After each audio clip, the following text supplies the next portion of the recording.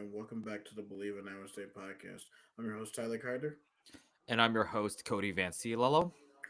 Cody, obviously, the bulk of the show today is going to be mostly about the Big 12 tournament, but we had a basketball game on Saturday. There was all the drama before the game about the song lyrics with Keyshawn, and it was all just a whole big misunderstanding. Cyclones had no problem putting B to A as Keyshawn definitely had that belt at the end of the game. Uh, hmm it was definitely B to A as we took it to the Wildcats 73-57 in Manhattan. For sure. And yeah, you mentioned a lot of like the drama with Keyshawn Gilbert in the time. I think Keyshawn Gilbert's tweet it was just poorly timed. I think that's the big thing. It was just poorly timed because it came out, what was it, right before or right after Iowa State men's basketball announced that Keyshawn Gilbert was gonna be out. So his tweet is something that like I've seen before. Like that's like kind of Mm-hmm. what he does usually. But but yeah, pretty bad timing on his part. But besides that, it got cleared in the air that I think Keyshawn Gilbert like in a DM on like another Twitter account got unveiled that it was something like personal. But I mean, the guys will listen to like Rod Wave. I mean, we've known this about the guys for a while. Like, Mm-hmm. I mean, they were asked questions about like who put like gets the ox in the locker room. I mean, Keyshawn will probably have it. Curtis might have it. Milan may have it. I mean, the team probably rotates it. So yeah, but the Keyshawn Gilbert thing proved to not be too detrimental to Iowa State. As mentioned, they took care of business um, against Kansas State in Manhattan, and what a good time to spoil senior day after you get yours spoiled by BYU. Why not go to the Octagon and do and go spoil their senior day casually? It was great, man. Like, started just a great start off to the game. Um, I Bleav that Curtis Jones was the main point getter. I Bleav with like 24 points, 25 points. Yeah, so I've got the box score here, and yeah, Curtis Jones comes off the bench, and I mean he's this will add to like a brief thing we're gonna talk about later with the Big 12 awards coming out. But I mean, yeah, Curtis Jones comes off the bench, puts up 24 points, alongside Joshua Jefferson had a pretty solid day, 14 points, and Deshaun Jackson with 11. This was really Curtis Jones and the Presidents. It was their day. It was their day today. They were able to really dominate in the paint, and that kind of helped Iowa State push or like kind of like keep Kansas State at an arm's length away from coming back. We did to Kansas State what Kansas State did to us, and that was just Mm-hmm. dominate in a area or another. And Kansas State, their shooting from when they came to Hilton Coliseum in February from 3 point land did not translate. I mean, you see there 2 for 21, vastly different from the 10 of 20 that Kansas State had in the first go around. Brendan Hassan, the big perpetrator, he went 1 of 5. Meanwhile, in Hilton, he basically couldn't miss. So yeah, it just shows the streakiness of Kansas State. And I mean, what a what a disappointing end for the Wildcats. I mean, I feel like they were very inconsistent. They were very inconsistent this year. They obviously had that 6 game losing streak to begin conference play. Then you have that 6 game win streak where they look like one of the best teams in the country. And then they come right back down to earth. And yeah, just they just fell off at the end. And I mean, barring a miracle run in the Big 12 tournament, I don't see Kansas State getting into the NCAA tournament.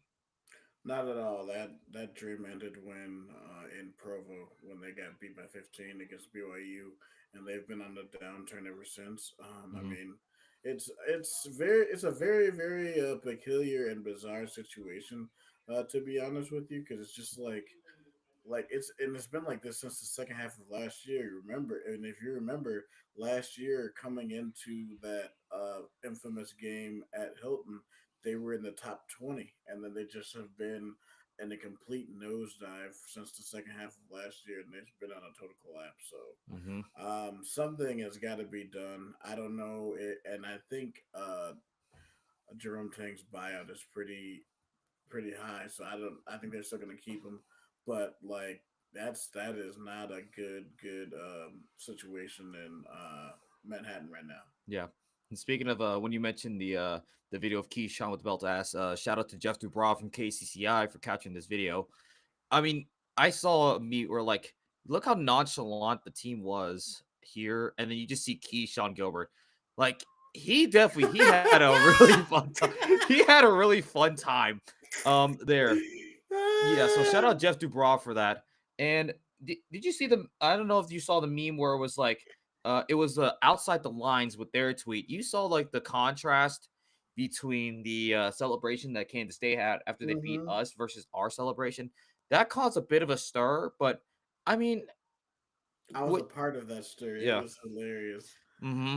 A lot of people were not a lot of K-State fans were pretty triggered about that celebration. Like, well, you think we beat a top three team? Well, it's like you remember what was it? When Kansas State beat Kansas, I believe it was last year, and or it was the Tang's first year, and he was like, "Yeah, one court storm, and then the like from here on out, expect to win these games." I feel like that message kind of got lost, and I feel like that should have been the case even if outside of road games. It's like you should expect to win these games. Like I think that message kind of got lost, and it clearly showed. So Yeah, it's just been a complete yeah, disaster. mm-hmm, In there, and mm-hmm. we'll see. Yeah, real quick. Another thing that happened in this game. Shout out to Jason Kinander of WIBW Sports for capturing this highlight right here. Now, this was a stirring point, I believe, in Williams and Bloom, but Nate Heisey, what a time! Like, what a development he's had, and that celebration right there, I love it. I instant love it. technical. Now, I was watching Williams and Bloom yesterday, and Chris Williams was pretty pissed off about the T call. Wait, like, what's your take? Should that have been a technical? No, that was soft, dude. You can't.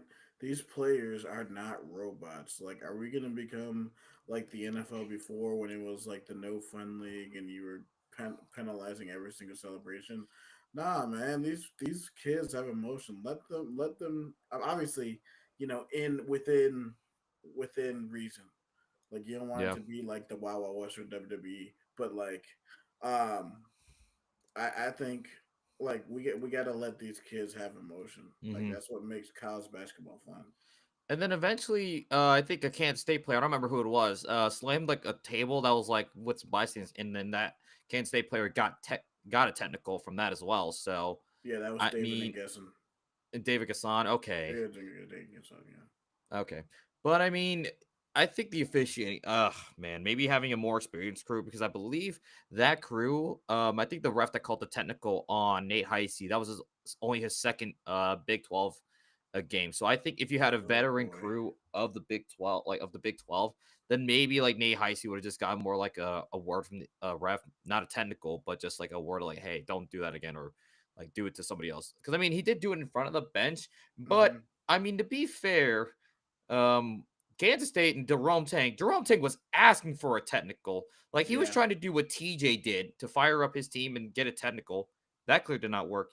And then I think I made a tweet or something saying like there's always something nice about having like a shit talking role playing white boy on your team, and that's what that's what you need. I feel like that's what was missing is that like that swagger to an extent, and I think Nate Heisey's really bringing that type of energy, and I think you kind of need that in your team. You just need a guy to really get into the opponent's head and let everybody else and yourself uh uh gameplay do the talking.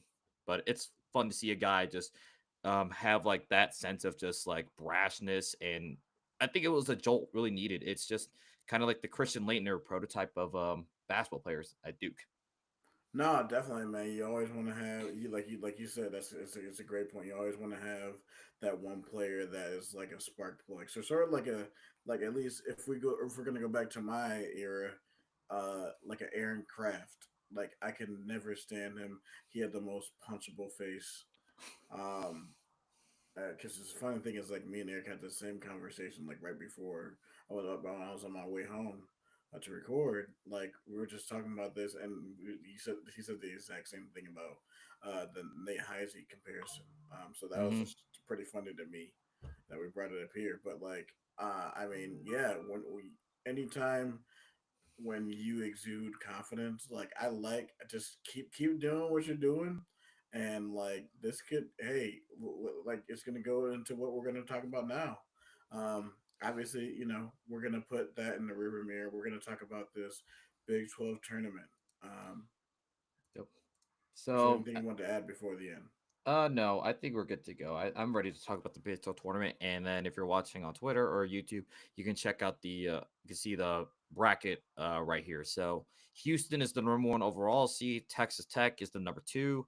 Arizona three. BYU four. Iowa State five, and you just trickle down from there all the way to 16, which is Colorado. Now, is this a favorable draw for Iowa State? Well, if you look at it, it depends on how you look at it. From a revenge point of view, yes. Um, Especially if you look at a Cincinnati team or Oklahoma State team, because really, if you look at an Oklahoma State team, like and they win, it's sort of a revenge tour, and what the way Iowa State will look at that, it's going to be like, man, we had no business losing to this team. To this team, let's beat these jokers. So doing that, and then BYU, that loss is fresh in their minds. We should have never went to overtime with them. We should have had that game one that had that Jefferson shot go in near the end of regulation. We would have won that game. Mm-hmm. And then Houston, that we've had different situations to where we feel like we were wronged. Like Houston game, we two of our best players were out, and we only lost by single digits to them. So I feel like it's setting up to be a possible revenge tour for the Cyclones, and maybe they could see themselves being in Saturday night's game. What do you think? I think from that standpoint, I would have to agree because I mean, I think when it comes to a team that like beat you and you want to beat them, I think that gives you like that extra bit of extra chip on your shoulder, that extra little bit of motivation because you knew you should have had Oklahoma State and BYU beaten, yet you put yourselves in such a hole that was too deep to dig out of. And then with Houston, you knew you could play like you were right there with Houston, like without your two best scores, you were right there. So I think Iowa State's gonna come in with like they should have like that extra level of motivation. I think that's what can help fuel them to a run in Kansas City and perhaps still fight for a two seed depending on how things go. But looking at the other side of the bracket, I mean, he's mad. Like, I guess maybe not looking at the overall bracket, who is prone to being upset early? Who's prone to go home early? Let's see. Definitely Kansas. I could also see Arizona too, mainly because Arizona has never been in a climate like this. Because even in the Pac-12 tournaments, like it was never they don't never had that much passion. But like something like this, I don't know if they're ready for this. Like, I mean, this is something like they had to adjust to a Big 12 schedule, and they were what 3-5 to end the season, so they had Mm-hmm. all their tough games. So for me, my answer is going to be Arizona. Yeah, I mean, you mentioned Arizona's like stretch. I mean, the Kansas game, that game just happened, Hmm. and you're basically in Kansas State's and Iowa or Kansas's and Iowa State's backyard.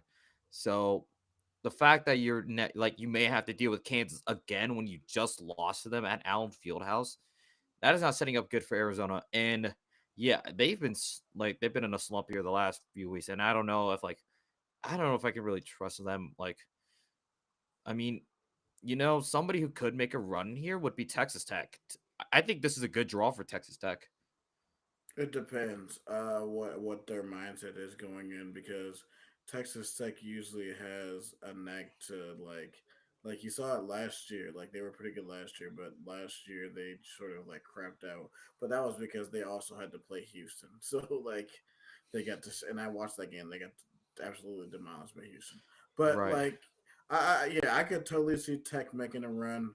Um another my and you're gonna think I'm crazy, but a dark horse team that I could see if they can put it all together is Kansas.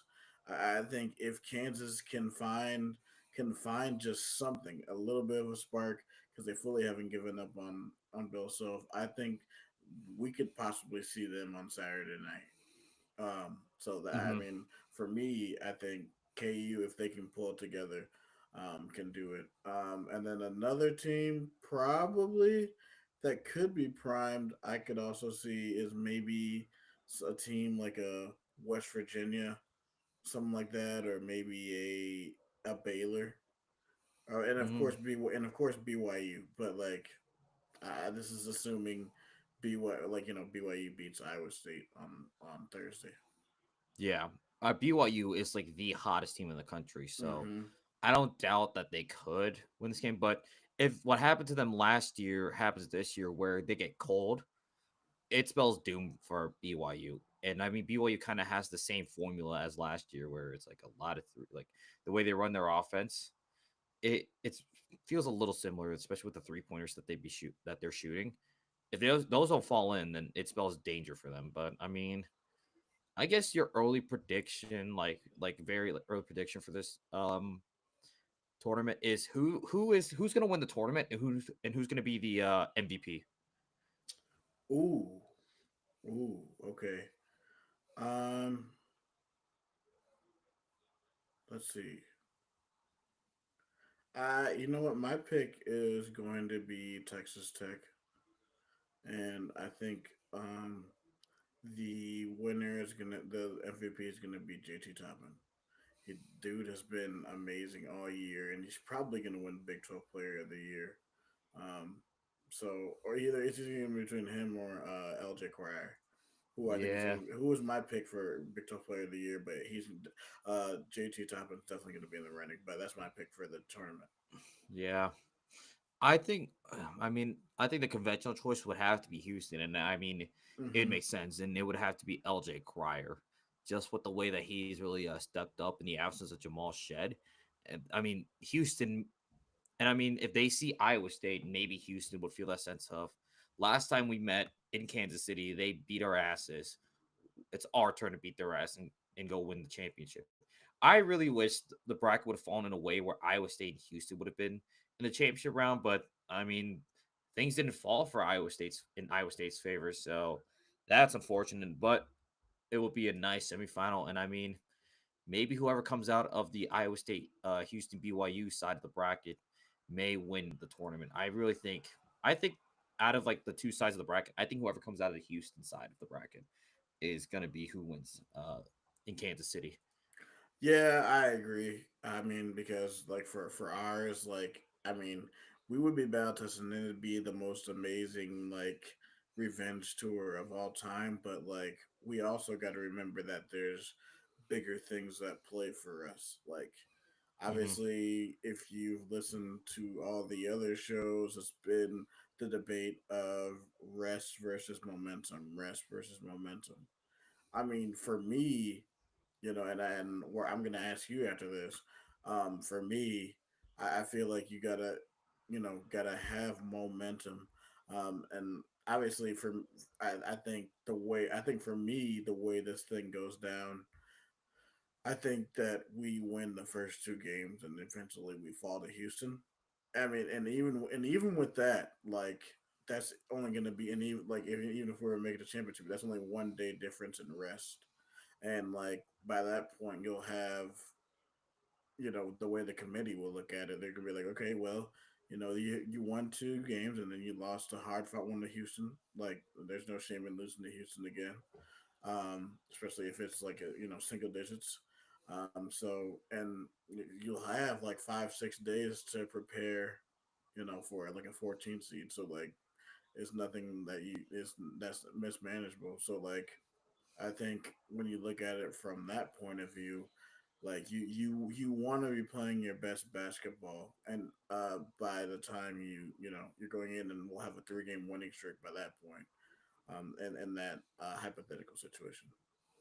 Yeah, I think I'm on the side of getting momentum because I think the big thing for Iowa State is like throughout like the second half of the year, the reason why I think I see a lot of Iowa State struggles on offense just because the guys on the court it always changes like who's on the court, whether it's like injury, sickness.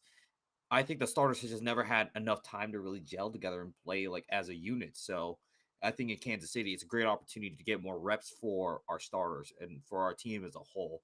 So I think ideally you want momentum, you want to play these guys and I mean the Houston game, you lose that one. Like it's unfortunate, but you lost to Houston by single digits. not bad of a loss. But if you do beat Houston, why not go and just win the championship? Why not do that? Yeah, no, like that's when my mindset changes. It's just like if you go and beat Houston, you need to go win the whole thing now. Like you made it this far, you might as well go win the whole daggone thing. Yeah. So like for me, like it's just like really like because we're gonna be the first game the first 2 days, but just doing what we do, crashing the boards, and then defending. And one thing I think, one thing that TJ is good at when we do play a team again is good at making is being good at making adjustments. I That's why I think like the BYU game will go a whole lot differently when we get a chance to play them again Hmm. on Thursday. Yep. So you know, really, ideally, I would love a revenge tour. Like, I want to play BYU again. I want to play Oklahoma State again. Just like Hmm. that's how I want it to go. Me too. Me too. We alluded to this a little earlier in the show, but I'm gonna show you some of like the Big 12 awards that came out a Oh couple yeah, hours ago. Yeah, so your Big 12 player of the year is JT Toppin of Texas Tech. No surprise congratulations. there. I mean, he was an absolute beast. Like he gave us everything. Like when we visited Lubbock, he gave us everything Mm-hmm. he had. And I mean, I'm glad. Honestly, this win aged so well for Iowa It State. sure did. Oh my goodness. Because I mean, we have that win in Lubbock over like the player of the year and one of the best teams in the country, and they're fighting for a 2 seed. So I mean, yeah, but JT Toppin just I mean, basically, if you told me no context that like he was related to Obi Toppin, I would have believed you Mm-hmm. with the way he was playing. Isn't he related to Obi Toppin? No, he's not. He's not related to Obi Toppin, but Oh. but I mean, it's fair to say you say that no context to anybody, they probably would believe that he is related to Obi Toppin. Ah, okay. That makes Yeah. sense. All right. Defensive player of the year, Joseph Togler from Houston. I mean, he's a great rim protector. Like I'm not surprised he won this because the way he protects the rim is just Mm-hmm. beautiful. And that's kind I of mean, what you want out of your big. I also think that because he was injured last year, so I think he might have been the missing piece, as well as with bad injury like with Jamal Shed last year in this what was that in the Sweet 16 against Duke? Yeah. Hmm. Yeah, like I think he would have been the missing piece, and I think that they definitely would have beaten Purdue in the national championship game, or Oh, at least for the sure. Final Four. I think a Houston versus UConn national championship might have gone a little bit different than what we got with UConn Purdue, but I mean, who knows? Yeah, But we'll I never think know. if there's a good year for Houston to win the national championship, it's this one. This is the year. Definitely. Oh yeah. hmm Houston also continues to rack up another awards with a Scholar Athlete of the Year. So LJ Crowder getting it done on the court and in the classroom. So props to him. I mean, He's a yeah. smart cookie.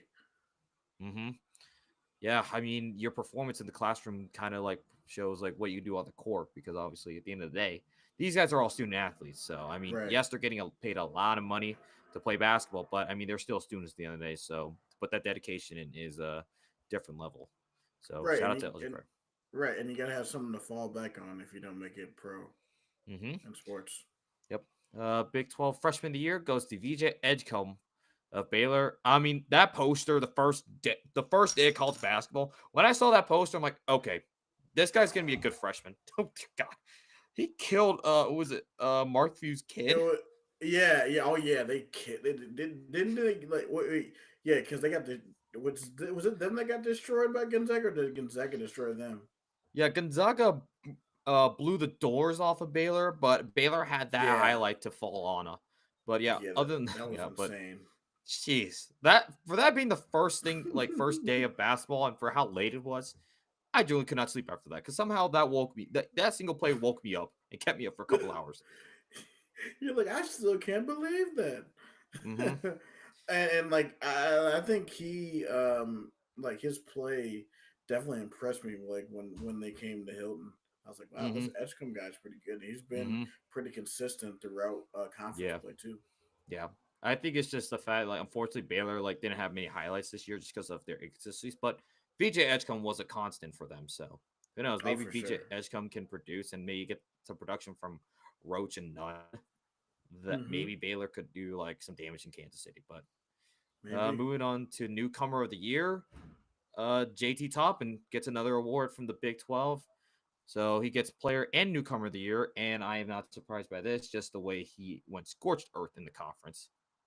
Yeah, he was insane this year, man. They're gonna be a tough out in the NCAA tournament, Hmm. especially they're primed to make a deep run. For sure. And finally, no surprise, or there's no No surprise with this surprise. one. Curtis Jones. Honestly, is there any debate onto who would have been the sixth man of the year in the conference? I mean, when he was named National Six Man of the Year, like he should have known that he was going to win Big 12 Six Man of the Year. There is nobody better than Curtis Jones, and like the fact, I don't think I've ever seen like a six man lead a team in scoring. Like that's absolutely phenomenal. Mm-hmm. And then I think um, most improved player of the year goes to Richie Saunders of BYU. Man, Richie Saunders, what a year he had! Like, wow. Yeah, man, he took a huge step from last year. He was a role player, but he's become one of the main bucket getters for BYU this year. And Mm-hmm. BYU has had a hell of a season and end the year with an 8 game winning streak. Yeah, and I mean, this is a team you wouldn't really want to face in March, so watch out. And then finally, Coach of the Year goes to Calvin Sampson of Houston. I'm not surprised with this one. I mean, you had a couple people I'd say you could make a case for, like Grant McCaslin of Texas Tech. I think some in the fan base had TJ at one point, but I think it's no surprise that Kelvin Hmm. Sampson gets Coach of the Year just with the the way they ran through the Big 12, going undefeated on the road, 19-1 in conference play. Just a testament to Kelvin I Sampson and the coaching staff at Houston. I mean, you just said it right there. 19-1, a 95% win percentage in a 20 game conference season. That is insane. And like, I mean, Houston just came in and just taken over the Big 12 for the last 2 years, dude. So like, Hmm. it's a miraculous job. Now let's see if they can follow that. And maybe make a deep run to the Final Four. Hmm. And then we're gonna have some Cyclone Awards here to go through real quick. Just gonna weave this in. Keyshawn Gilbert earns a All Big 12 third team selection. He joins Taman Lipsey for the All Big 12 third team, and also Taman Lipsey also earns All Defensive team. Honestly, I think there was like, if there wasn't Joseph Tugler that won Defensive Player of the Year in the Big 12, Taman They Lipsey has should a have been case. taping them. So yeah, Hmm. I mean, I'm not mad about the Tugler pick, but me Tay neither. Melissy had he had a major case for it. Joshua Jefferson earns all Big 12 second team and all newcomer team. Mr. Do It All. Yeah, Joshua Jefferson did just about anything you asked him to do. Get a bucket, get rebounds, get a steal. He did just about everything. No, yeah, he did, man, and he's reaped the benefits of it. Hmm. Ooh, Cujo, all Big 12 first team. Look at that. How do you feel about Hmm. that? I think that makes it's crazy how a sixth man became a member of the first team. That is crazy. And just a lot of other things. I would have to look up the Big 12 what was it, the all Big 12 team or whatever. Mm-hmm. I would have to find that because I'm curious, like, because I think I saw a tweet about it, but Yeah. I would need to see like everything else. Because I know for sure there were a lot of. Okay, so this is from Heartland College Sports. I love this page. I love what they do, and they do a great job covering the Big 12. So shout out to Heartland College Sports for putting this together. But here is your all Big 12 first, second, and third teams and honorable mentions. Hmm. Nortrad Amir, solid player. Yeah, I mean you can't really argue about the Big 12 first team. Javon Small, Cujo, Jawan Roberts was phenomenal this year. Mm-hmm. Caleb Love. was. I mean, he was on and off, but I guess for the most part, he's good. Yeah. So, Yeah. The one player that I know Iowa State fans did not like being on here was Hunter Dickinson. They I'm in a group chat with a bunch of like Cyclone Twitter users, and they were not happy about Hunter Dickinson being all Big 12 first team. it's because you got to have one KU player on there. You know Yeah, that. you got to meet the KU quota. Right, exactly. hmm Take a look at And the second team, VJ Edgecombe, Keyshawn Hall for UCF. I like this. Keyshawn Hall for UCF. He was a bright spot for for right. how bad that team was. Keyshawn Hall did himself some numbers. He put up numbers alongside Milos Uzan for Houston and Chance McMillan of Texas Tech. The third team, you had Joseph Tugler, Zeke Mayo for Kansas, Coleman Hawkins for Kansas State. And then you had some honorable mentions with Arizona's Toby Awaka and Henry Vassar, Baylor Mm-hmm. Robert Wright, Igor Demon for BYU, Darius Johnson for UCF, our boy Jizzle James for Cincinnati, Wow, Julian Han. I'm Yep. surprised by that. hmm I mean, we saw I think Cincinnati, they're a very talented team. They just haven't really been able to put it together, but they do have a pretty talented team. That's what I'll say. I think that's Yeah, what they it do is have with a very Cincinnati. They're talented very team. talented players, but they just haven't been able to put it together this year. Yeah. Julian Hammond the third was a bright spot for Colorado. Emmanuel Sharp provided good minutes and stats for Houston. DeJuan Harris Jr. for Kansas. David Gasson for Kansas State. Bryce Thompson for Oklahoma State. Noah Reynolds for TCU. Ernest Uday also for TCU, and then Gabe Madsen for Utah, and then a couple more of all like you have your all defensive, all freshman, all newcomer teams. So anything stands out to you here? Um, let's see. Definitely, I will say,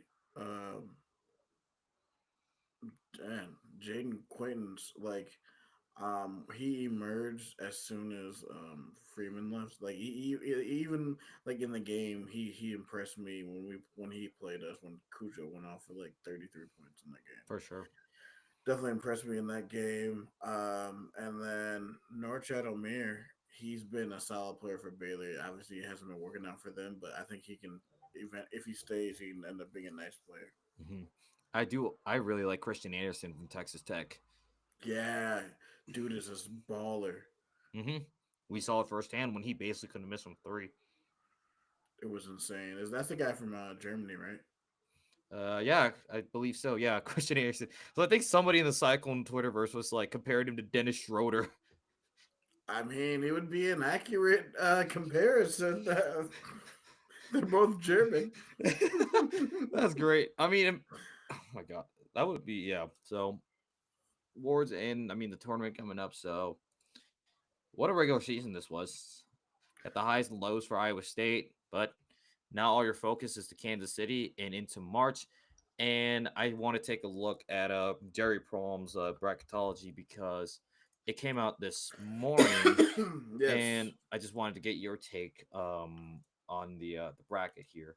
I'll take a look at Joe Lenardi's, but sure, your sure. yeah, but your first four is San Diego State, Baylor, Xavier Boise State, Southern U Quinnipiac, American, and SIUE. I believe SIUE got the auto bid for their conference. I don't remember what's the name of their conference? They are in the. Hold on. Let me. Sorry, let me look.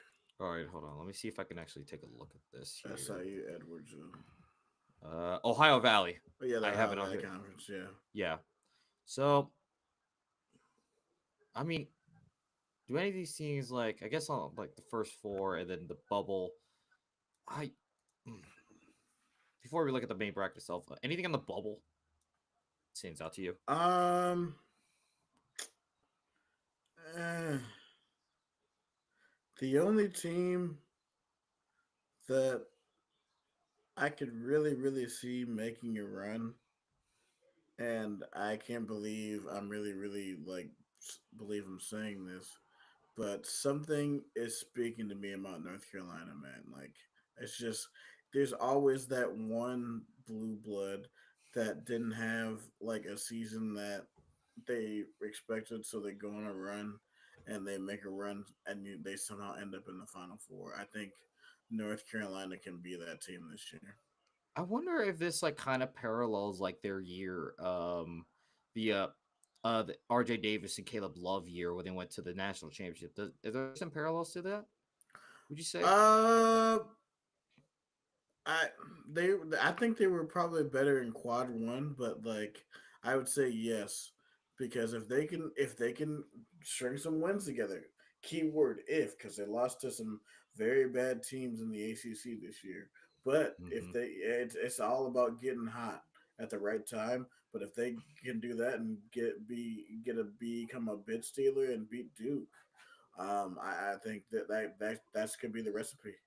I mean, we saw with NC State last year with the legend of DJ Burns, where NC State went on their run in the ACC tournament, was a bid stealer in the ACC, and then they went to the Final Four. So I think North Carolina is a much more talented team, but if they saw what NC State did with what NC State had compared to North Carolina, I think North Carolina has that belief that they can go on a run. It's just a matter of putting it together. But I'm pretty interested in seeing what Indiana does given their situation with Mike Woodson, and then Arkansas with John Calipari. Yeah, I mean they have a game at South Carolina against South Carolina on what was that Wednesday. So Yeah. I mean they have opportunity to improve. Yep. All right, so that's the All right, bubble, and we took a look at the first four, and now we're gonna take a look at the first round here from the South and the East region, or I mean, yeah, this region for Iowa State. okay. Let's see. Let's look. Man, this thing is loaded. Okay. So we have Clemson, McNeese, Oregon, and Akron, Memphis. Oh, I just I don't understand why Oklahoma is in the tournament, man. Like they were horrible during conference play. Like I get they're surging, but like I don't know. I don't agree with that. I think it's just a start that they had with their non-con and how they were coasting through that. I think that kind of weighs like that's what's really propping them. That's what's basically keeping them Oh, afloat.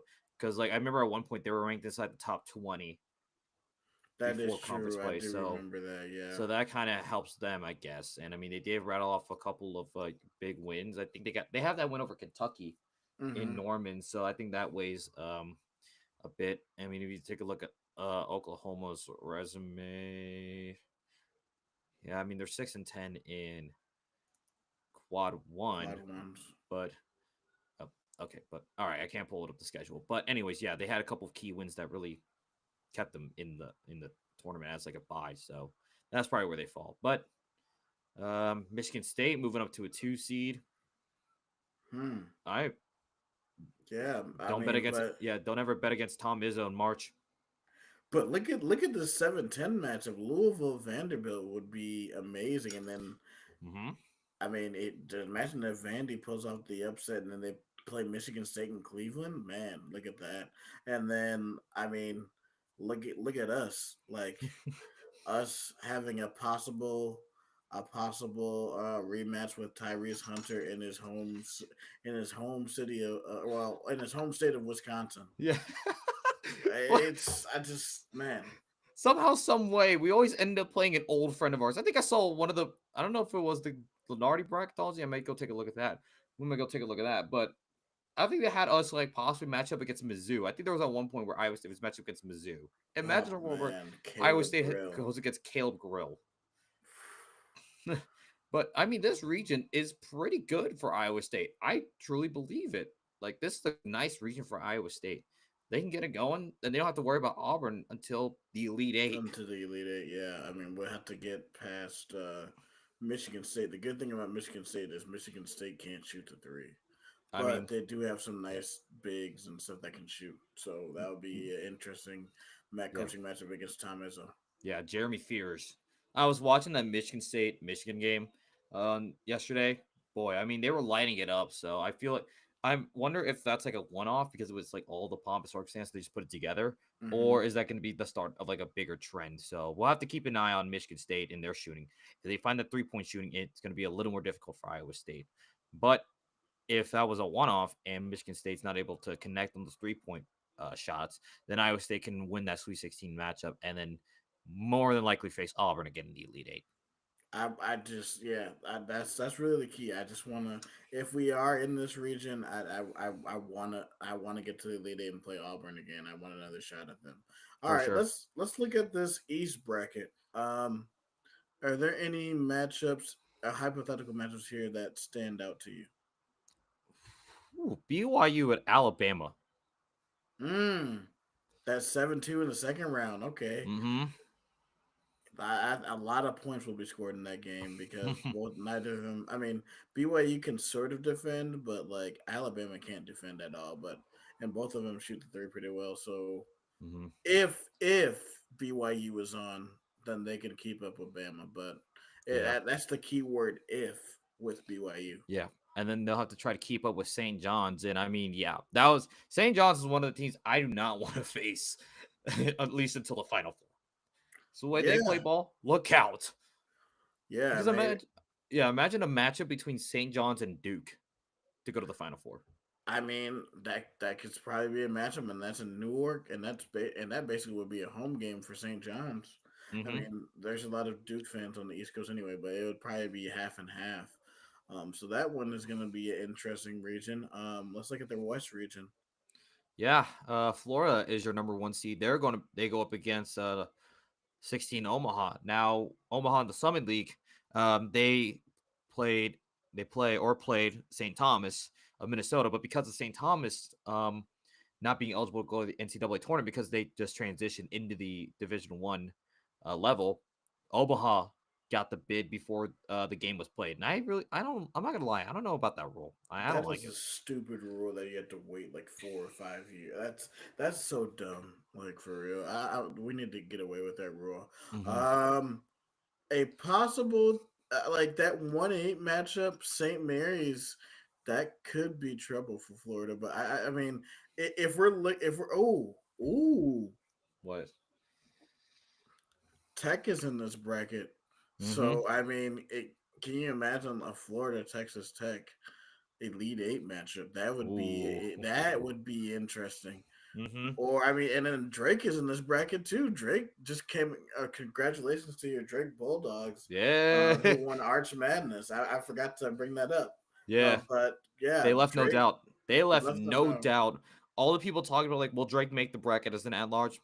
No need to talk about it now. They just won the Valley. There's no question. Like Drake should have been. I feel like even if they didn't win Hmm. the Arch Madness, I still think they would have gone in as an at large. There's no reason that they shouldn't have been considered for an at large bid. But that doesn't matter. They got the automatic bid. They go up against Ole Miss, and I with the way Drake plays basketball, they're very slow, like tempo, like they are meticulous. They wear you out. I Hmm. think they can spell danger for the teams in their pod. Purdue, I'm not too high on Purdue. I They're think more this could, prevalent this year. yeah. I think this is the year where Drake can go to the Sweet 16. If this is their region, they can go to the Sweet 16. I mean, dare I say that they might have a chance at the Elite Eight? I mean, Ooh. I think like if the right matchups go, like I think they're can be they're a much better team. I think they shoot better too than last year's team because last year's team was cold. Because Yeah. I know that there was an inkling in their mind. They're like, man, we want to play Iowa State, and they Bennett, didn't, yeah, and they Bennett didn't. Sturts. My Yeah, God, Bennett Sturts is so good. He is so good for us. that's bro. That's why I'm saying watch out for Drake. I could see that they could definitely see them. I could see them making a Yeah. Cinderella one. Mm-hmm. Get your dress shirts and your blue ties ready to go. Because I'm thinking Drake, they're going to the Sweet 16. And I think if St. Mary's can upset Florida, Drake has a chance to go to the Elite Eight. Call me crazy. Call me crazy. I see it, man. I see it. All right, let's look. Lastly, let's look at the Midwest bracket. Um, is there anything in this bracket or any team that stands out to you in this? It feels like there's going to be two battles of mid going on here with Kansas, Indiana, and if Kansas wins that one, Kansas, Arizona. Dear God. Man, I mean, so and then by that time it'll be like 3 weeks since they played. Um, Yeah. man. Do you have a seed five or under that you think can make a run Mm, in this bracket? in this one, mm, I honestly, I just think Houston's like too good for everybody. Like, I think Houston is like they're a whole tier above everyone else in this bracket. I just think Tennessee, what I saw for them against South Carolina with the way they couldn't make free throws and with the way they Mm-hmm. may be inconsistent on offense, I don't know if Tennessee may have the firepower to keep up with a Houston.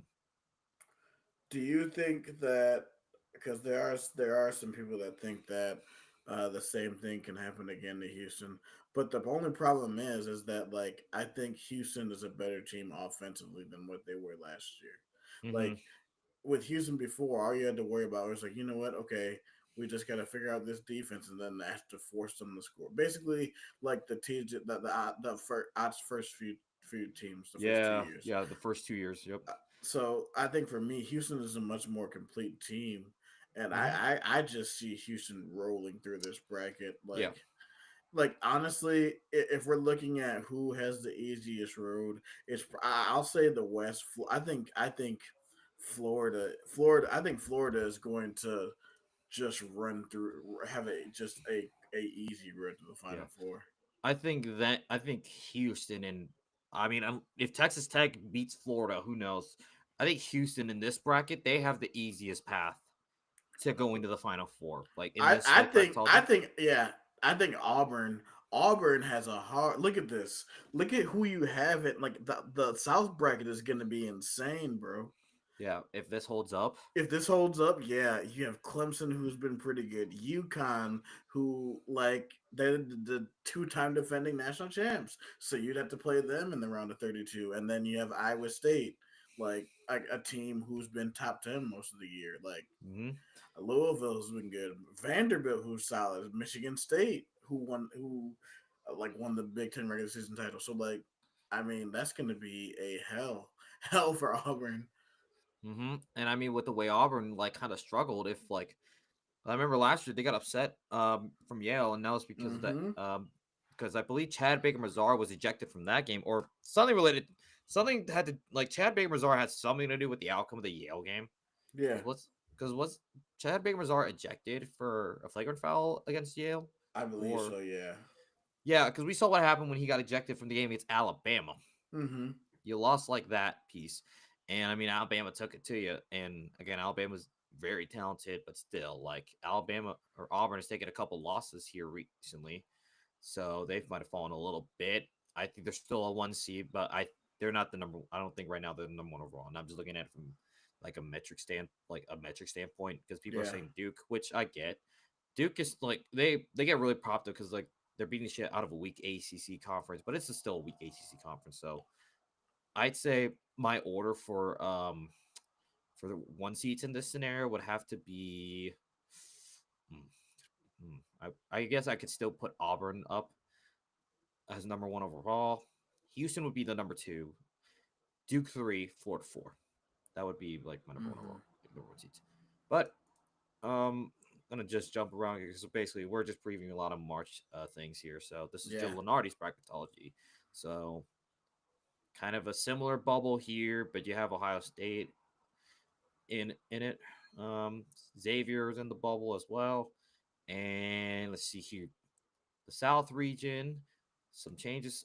Lenardi has Drake as an 11 seed. Wow. Okay. A seed higher. Mm-hmm. Yep, Michigan State as your 2 seed. Marquette gets the Marquette gets the automatic saying projecting Marquette winning the Big East. Interesting. Interesting. Huh. Okay. I have St. John's winning both. Yeah. Yeah. I think they won the regular seasons when I go for the tournament as well. Right. Uh he has Memphis down 2 spots. Kentucky's a 3. Duke. Okay, so our region are so we're in the East region and Again. yep, and we're still in Milwaukee, so that's great. But taking a look here, you have Iowa State against Northern Colorado. Iowa State against Michigan. That could be an interesting round of 32. That would be interesting round 32, and man, a Sweet 16 matchup with Tennessee. That would be an interesting clash of styles right there. Mm-hmm. For sure. Real quick here, Florida, Houston are your one seats here. Arizona's a five. Hmm. Let's see. Tech is in this bracket. A&M, Maryland. Illinois. So my wild card team in the West is Illinois because Illinois has been like they're young, but they're figuring it out right now. So I watch for the Illini And I think to they're possibly make a healthy. run. I think they're finally, yeah, they're healthy again because I remember they went through the stretch where the whole team was almost sick. Yeah, So I think and now that they're healthy. yeah, Jasper Components I think is back. So yeah, Hmm. watch for them to make a run. That would be yeah, six, yeah, maybe that a Sweet 16 matchup maybe with Texas Tech. Who knows? We'll see. Hmm. Well, March is here. I'm here for it. I'm ready to go. I'm ready to just sit on my couch, put on multiple monitors, and just sit all day, watch basketball. That's gonna be me the first Thursday. Hopefully, I'm hoping that it's Friday Sunday so I can get up to Milwaukee. Hmm. I'm actually gonna be heading down to Kansas City Wednesday afternoon after work. All right, nice. So it's gonna be fun. Hopefully, we can be in Hilton South for at least a few days so I can fully enjoy my time there. For But sure. yeah, so with that being said, I just want to thank everybody for listening and watching the Believe in Iowa State podcast. We got a few shameless plugs to do before the end of the show. Um, so we are a top 15 sports podcast in the state of Iowa. We're nominated by FeedSpot. So thank you guys, thank you state of Iowa, everyone around the world that listens and watches this podcast. We really appreciate that. Also, if you guys want to find us on Twitter, my Twitter handle, Tyler, is at SciTie Guy. I'll chop it up with you. So there I am. Cody, the guy right here. He is at Matt Campbell impersonator. Don't mess with him. He'll beat you up. And also, if you want to see more, oh, my bad. If you want to see more and follow with what's going on with Believe in Iowa State, follow us on social media. How do you spell Believe? Bleav. Believe. So here are our different pages: Twitter or X, however you want to call it, YouTube, Facebook, TikTok, and Instagram. So thank you guys for joining us, and for Tyler Carter, And for Cody Vancilello, this is the Believe in Iowa State podcast. Roll clones, baby. let's go state.